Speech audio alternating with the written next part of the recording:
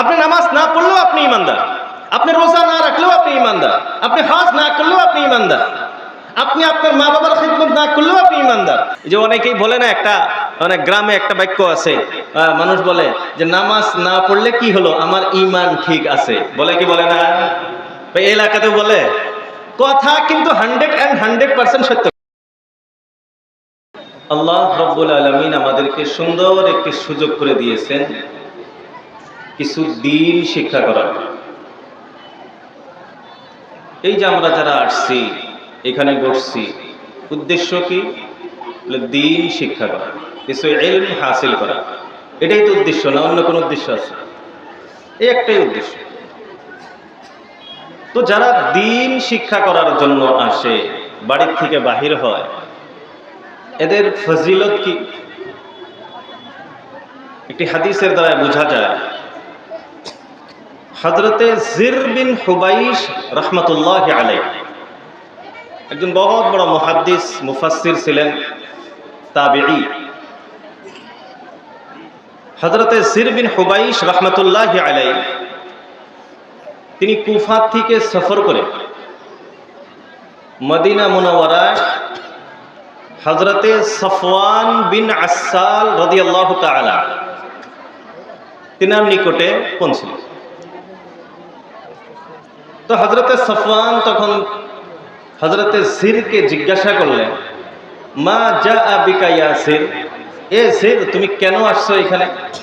সেই কুফা থেকে সফর করে তুমি মদিনা কেন আসছো? হযরতে জির বিন হুবাইশ রাহমাতুল্লাহ আলাইহি জবাব দিলেন, ইবতিগা আল ইলমি, ইলম হাসিল করার জন্য আসছি। আমি কুফা থেকে মদিনা অন্য কোনো রহস্য উদ্দেশ্য নিয়ে আসি নাই। ইবতিগা আল ইলম, আমি শুধুমাত্র ইলম হাসিল করার জন্য আসছি। এই কথা যখন হযরতে জির বললেন, তো হযরতে সফওয়ান বিন আসাল রাদিয়াল্লাহু তাআলা আনহু তখন তিনাকে সুসংবাদ দেওয়ার জন্য একটি হাদিস শোনালেন। হযরতে সফওয়ান বলেন, ক্বালা রাসূলুল্লাহি সাল্লাল্লাহু আলাইহি ওয়াসাল্লাম, আল্লাহ রাসূল আল্লাহর হাবিব সাল্লাল্লাহু আলাইহি ওয়াসাল্লাম বলেছেন, ইন্নাল মালাইকাতা লাতাদাউ আজনিহাতাহা রিদান লিতালিবিল ইলম। ইন্নাল মালাইকা, অবশ্যই ফেরেশতাগণ, লাতাদাউ আজনিহাতাহা, তারা তাদের পাখাগুলি বিছিয়ে দেয়, লিতালিবিল ইলমি, তালিবে ইলমের জন্য। যারা ইলম হাসিল করার জন্য আসে, জ্ঞান অর্জন করার জন্য আসে, দ্বীন শিক্ষার জন্য বাড়ির থেকে বাহির হয়, রহমতের ফেরেশতারা তাদের রহমতের পাখাগুলি তাদের পায়ের নিচে বিছিয়ে দেন। বলি সুবহান। আজ আমরা এই জায়গাতে উপস্থিত হয়েছি, দ্বীন শিক্ষার উদ্দেশ্যে আসছি। আজ আমাদের পায়ের নিচে এই জায়গাতে রহমতের ফেরেশতাগুলি পাখা বিছিয়ে রাখছেন। বলি সুবহান। তাহলে আমরা যে ফজিলতটা পেয়েছি, আমরা সবাই খুশি তো? সবাই খুশি তো? আমরা খুশি মনে আরো একবার আল্লাহ রাব্বুল আলামিনের প্রশংসা আদায় করি, আলহামদুলিল্লাহ। মুহতারাম হযরত, আমি একটি আয়াত তেলাওয়াত করেছি সর্বপ্রথম। আল্লাহ রাব্বুল আলামিন বলেন, ইয়া আইয়ুহাল্লাযীনা আমানু। আল্লাহ রাব্বুল আলামিন ঈমানদারদেরকে ডেকে ডেকে বলতেছেন, ইয়া আইয়ুহাল্লাযীনা আমানু, ও ঈমানদারগণ।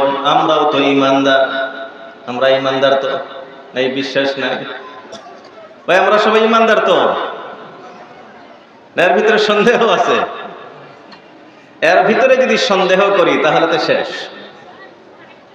আমরা সবাই আলহামদুলিল্লাহ ঈমানদার। আমরা আল্লাহকে বিশ্বাস করেছি তো? রসুলকে বিশ্বাস করি, কোরআনকে বিশ্বাস করি, মৃত্যুর পরে আবার জীবিত হইতে হবে বিশ্বাস করি, ভাগ্যর ভালো মন্দ সবকিছু আল্লাহর পক্ষ থেকে হয় বিশ্বাস করি, তো আমরা ঈমান। হ্যাঁ, এটা আলাদা জিনিস যে আমরা এখনো মুসলমান হইতে পারি না। আমরা এখনো মুসলমান হইতে পারি নাই, সেটা আলাদা জিনিস, কিন্তু আমরা ঈমানদার। যে অনেকেই বলে না, একটা অনেক গ্রামে একটা বাক্য আছে, মানুষ বলে যে নামাজ না পড়লে কি হলো, আমার ঈমান ঠিক আছে। বলে কি বলে না? এই এলাকাতেও বলে। কথা কিন্তু 100% সত্য কথা। আপনি নামাজ না পড়লেও আপনি ইমানদার, আপনি রোজা না রাখলেও আপনি ইমানদার, আপনি হজ না করলেও আপনি ইমানদার, আপনি আপনার মা বাবার খিদমত না করলেও আপনি ইমানদার, মুরব্বীদের সম্মান না করলেও আপনি ইমানদার, প্রতিবেশীর হক আদায় না করলেও আপনি ইমানদার।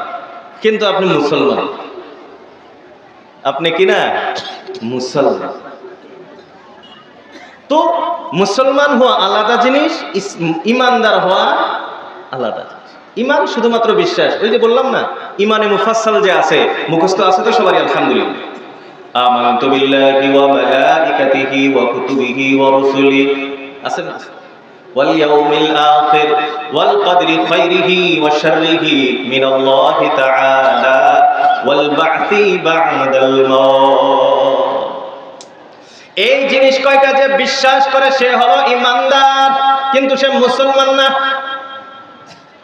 আর আল্লাহ রব্বুল আলামিন ঈমান নিয়ে মরতে বলেন না, আল্লাহ রব্বুল আলামিন বলেন যখন তোমার মরণ আসবে ওই অবস্থায় তুমি যাতে মুসলমান থাকো। আল্লাহ ঈমানদার হয়ে মরতে বলেন নাই, আল্লাহ কোন অবস্থায় মরতে বলেছেন? মুসলমান অবস্থায়। আল্লাহ রব্বুল আলামিন বলেন ওয়ালা তামুতুন্না ইল্লা ওয়া আনতুম মুসলিমুন। আল্লাহ রব্বুল আলামিন বলেন ওয়ালা তামুতুন্না, তোমাদের যাতে মরণ না আসে, তোমরা যাতে না মরো। এখন প্রশ্ন হয়, আল্লাহ আমরা কি নিজের ইচ্ছায় মরতে পারি? কেউ নিজের ইচ্ছায় মরতে পারে? ইচ্ছা করলেই কেউ মরতে পারে? অনেকজন আছে ফাঁস নেয়, আপনার ফাঁসি নিয়েছে, বিষ খাইছে, কিন্তু মারা যায় না। নিজের ইচ্ছায় মরা যায় না। তো আল্লাহ বলতেছেন ওয়ালা তামুতুন্না, তুমি মরিও না। তাহলে কেমন কথা হলো? আল্লাহ আপনি তো মরণ দেন, আর আপনি বলতেছেন আমি মরবো না। আমি কেমনে মরতে পারি? আপনি তো মরণ দিলে আমি মরবো। আল্লাহ রব্বুল আলামিন বলতেছেন যে তুমি তো মরতে পারো না, মরণ আমি দিব, কিন্তু কোন সময় মরণ আসবে এর কোনো গ্যারান্টি আছে? আছে? কেউ বলতে পারবেন অমুক দিন আমার মরণ আছে, অমুক সময় আমি মরবো? কেউ বলতে পারবেন? কারণ ওয়ালিকুল্লিন আজালুম মুসাম্মা ইযা জাআ আজালুহুম লা ইস্তাখিরুনা সাআতান ওয়া লা ইস্তাকদিমুন। আল্লাহ রাব্বুল আলামিন বলেন প্রত্যেকটা প্রাণীর নির্দিষ্ট একটি সময় রয়েছে।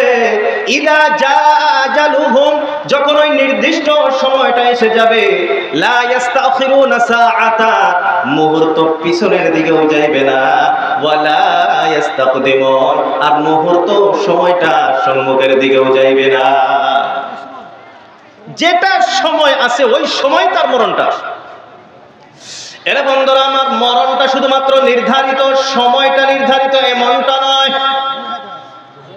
আল্লাহ রাসূল আল্লাহর হাবিব বিশ্বনবী সাল্লাল্লাহু তাআলা আলাইহি ওয়াসাল্লাম ইরশাদ করে, যখন আল্লাহ রাব্বুল আলামিন কোন বান্দার কোন জায়গায় মরণটা নির্ধারিত করে রাখেন, নির্দিষ্ট করে রাখেন, জাআলা ইলাইহা হাজাতান, আল্লাহ রাব্বুল আলামিন ওই বান্দাকে ওই জায়গা পর্যন্ত যাওয়ার প্রয়োজন আল্লাহ সৃষ্টি করে দেয়।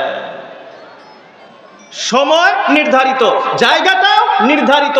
যে জায়গায় যে স্থানে যার মরণ আছে ওই জায়গা পর্যন্ত যাওয়ার প্রয়োজন আল্লাহ সৃষ্টি করে দেয়। আপনাকে ওই জায়গায় যেতেই হবে, ওই জায়গায় যাওয়ার পরে আপনার মরণ আসবে। বোঝা গেল কি? সময়ও নির্দিষ্ট, স্থানও নির্দিষ্ট। তাহলে বাঁচার কোনো উপায় আছে ভাই? মরণ থেকে বাঁচার উপায় আছে না? কেউ আসি যে না আমি মরবো না, এরকম আসি কেউ? নওজোয়ান ভাইয়েরা কেউ আসি যে না আমার মরণ নাই? কুল্লু নাফসিন যায়িকাতুল মাউত, প্রত্যেকটা নিঃশ্বাসধারী প্রাণীকে এক না একদিন মৃত্যুর স্বাদ গ্রহণ করতে হবে।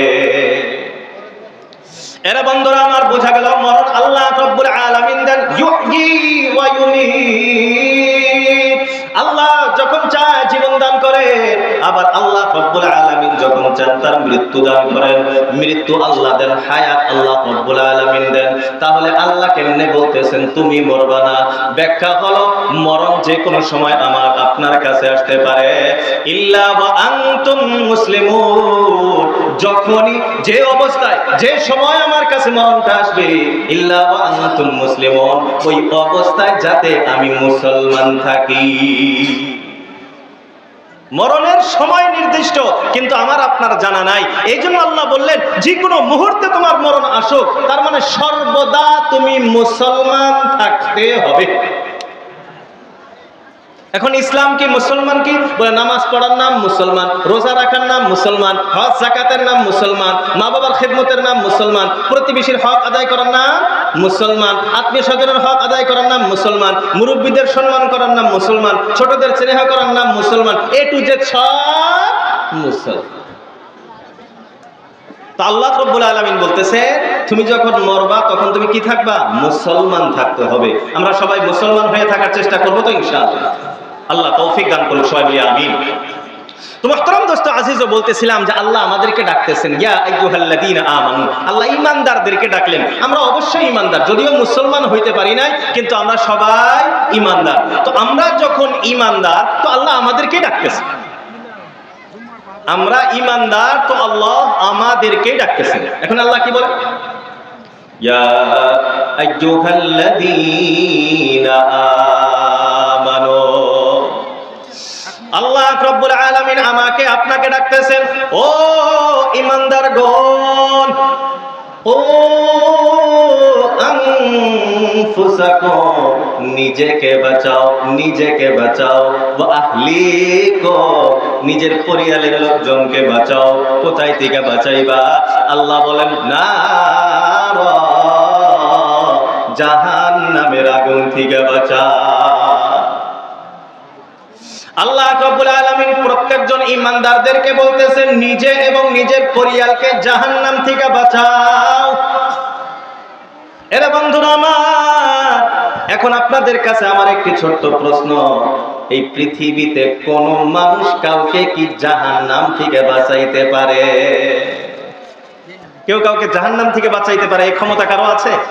আচ্ছা, আমি আপনি সাধারণ মানুষ বাদ দেন, কোন নবী রাসূলের এই ক্ষমতা আছে?